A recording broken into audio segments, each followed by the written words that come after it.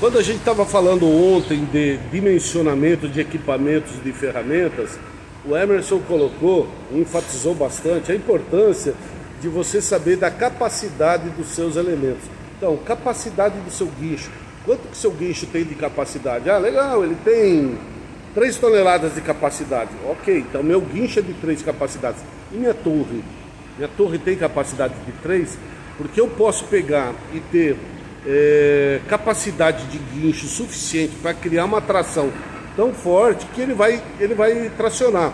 Só que se minha torre não tiver essa capacidade, ela vai dobrar, porque meu guincho é mais forte. Então, se eu tenho mais peso e tenho força, ele dobra. Então, a importância de eu ter a capacidade do meu guincho, a capacidade da minha torre. Agora, meu guincho tem capacidade, minha torre tem capacidade e meu cabo tem capacidade.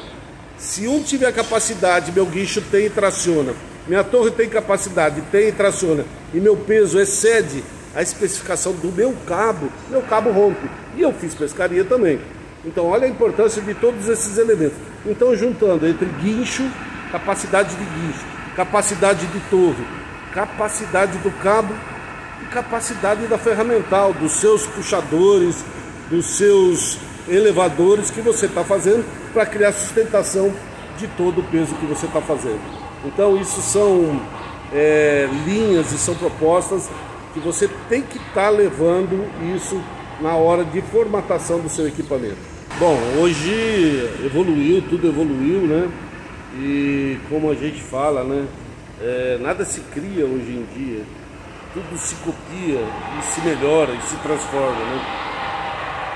Então, a partir desse momento aqui, 20 anos atrás, nós estamos falando, mais 30 anos atrás, quando a gente começou a desenvolver esse projeto, esses elementos eles foram se transformando, eles foram sendo copiados hoje por todo lugar onde que a gente anda. Já vejo esses elevadores, né?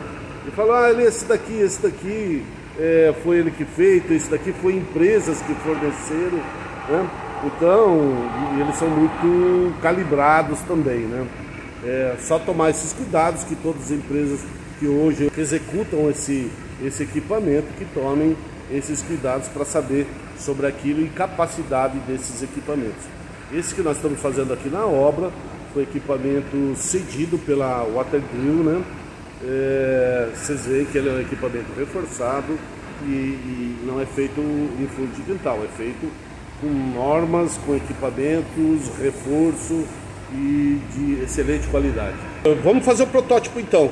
Aí deu as ferramentas, deu material, fizemos um protótipo, a execução desse protótipo ele desenhou, tá? A gente falou, olha, é importante, aqui tá grosso, a base dele da cadeirinha tem uma espessura, depois a solda lateral da onde que vai ficar a alça, é importante ela ser uma solda penetrativa. Então ele criou um chanfro tanto na base quanto na parte de encaixe dele, a minha alça ser contínua, e na época a gente fez ela contínua só no encaixe dele para ele poder não soltar, ser de uma espessura adequada. Bom, fizemos o protótipo. E agora, como que eu testo isso daí? Bom, eu peguei esse protótipo que a gente fez um protótipo de 2, fizemos um protótipo de 3, que era a média que a gente tinha dos postos aqui, tubulação de 2, tubulação de 3, cheguei a fazer de um poço, uma tubulação de 6, mas ele virou um protótipo só desse daqui, porque eu achei o risco muito elevado. Mas fizemos ele de 2, de 3 e de 4 polegadas. Como que eu fiz? Com base nesse protótipo eu levei num terminal, numa prensa, num torneiro mecânico que tinha aqui em São José dos Campos, que era outro professor Pardal para fazer ferramenta, que era o Paraná. Depois ele saiu de São José, ele foi lá para Pindamonhangaba, mas fantástico. Ele sabia cada ferramenta. Eu falei, olha, eu preciso medir como que é a tração, aonde que ele vai romper esse daqui. Aí ele tinha uma prensa com pressão, né, com manômetro de pressão.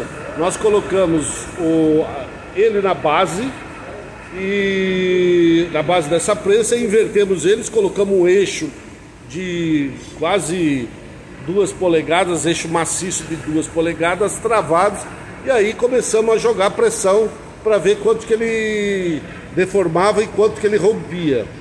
Esse primeiro que a gente fez já como protótipo, ele deformou com 3 toneladas. Por que como deformou? Como é com ferro doce, chegou uma hora que o peso excedeu a capacidade dele, ela dobrou inteira, né? Mas não rompeu, ou seja, que era a minha preocupação, ele dobrar, porque se ele tiver com excesso de peso, mas não derruba a bomba. Ok, então ele pegou, dobrou e não rompeu.